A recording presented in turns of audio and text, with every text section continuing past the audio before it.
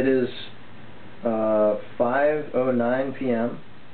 on Monday, June 20th, and welcome to episode 2 of Cuppa Kernel. Today's topic on Cuppa Kernel is a topic I've thought a lot about, and that is leftovers.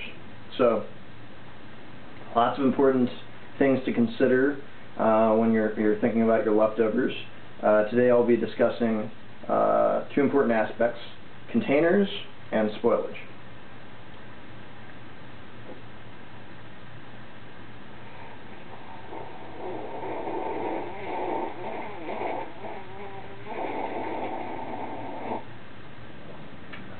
So first, containers. It's important to start this part off with the ethic that you need to have. You need to have a very extremist ethic when it comes to leftovers. It doesn't matter whether you have a bag or not. It doesn't matter if you have access to refrigeration, how smelly the food is, whether you're about to board an airplane. It's important to always bring leftovers back with you. Anything you have left over, always take it with you. So, with that in mind, it's a great reason to actually carry a bag with you at all times.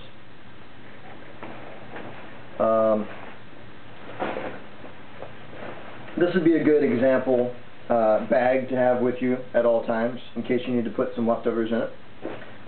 It's important any such bag has at least a few pockets. The more the better.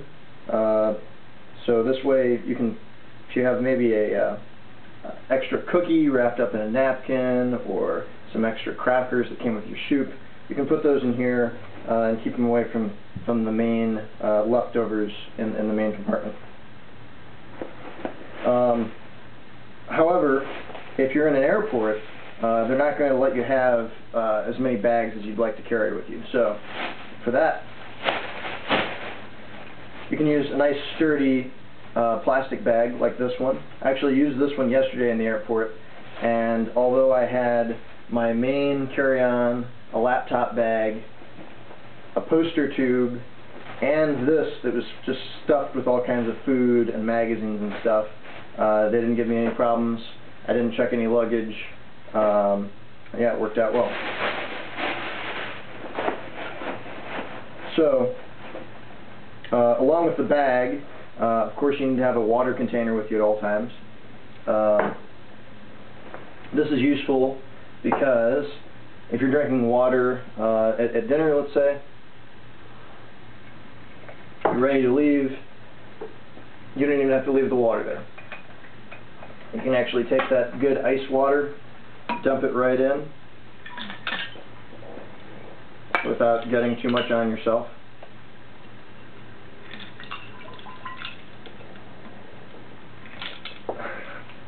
Okay, and now you have some nice fresh ice water for the mountain you're about to climb or whatever you're about to do next. Okay, so that covers the bag. The other important aspect of containers is utilizing what they give you. So whatever they give you, let's say wax paper for a sandwich or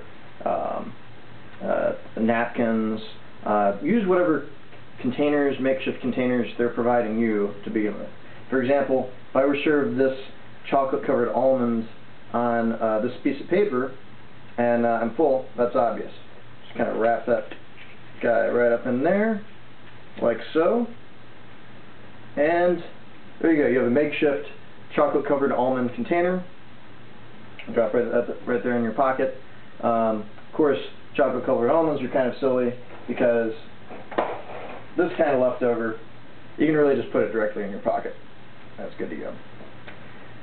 So that should cover it for containers. After a short break, I'll come back and discuss spoilage.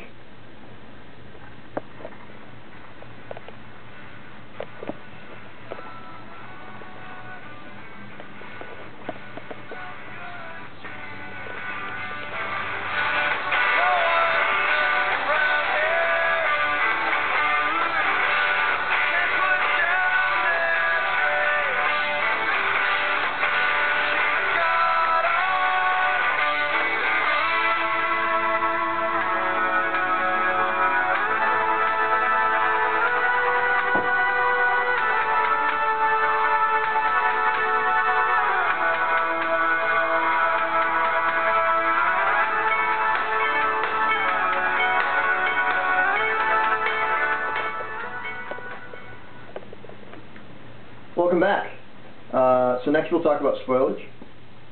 Through years and years of trial and error, I've developed a few good rules of thumb regarding spoilage. First of all, oftentimes when you consider something stale, it can be easily revived with the use of a good toaster oven. This definitely works for stale bread, chips, especially tortilla chips from a Mexican restaurant, let's say French fries. It's key not to use a tray in the toaster oven. You have to individually space the fries, and it takes a little bit of effort, but it's totally worth it. You can make really good fries once again at home with your leftovers. It's a very good technique to know. Second of all, regarding spoilage, if you forget, and let's say you had a nice, maybe the last quarter of a medium rare hamburger, and it was just left in a box, and you fell asleep, you wake up the next morning, and there it is, unrefrigerated. That is no problem at all. So my rule of thumb is, if it's been away from the restaurant for about 12 hours or less at room temperature, that's totally fine to eat or refrigerate and eat it within the next day or two. Works for sushi, works for pretty much anything.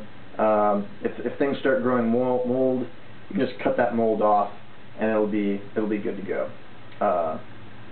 If things are a little bit higher temperature, they've been left out for a little bit longer than that, you know, microwave the shit out of it, and it'll be good to eat. So, that should cover it for today's episode of Cuppa Kernel. I've been glad to talk to you about leftovers today, and thanks for joining.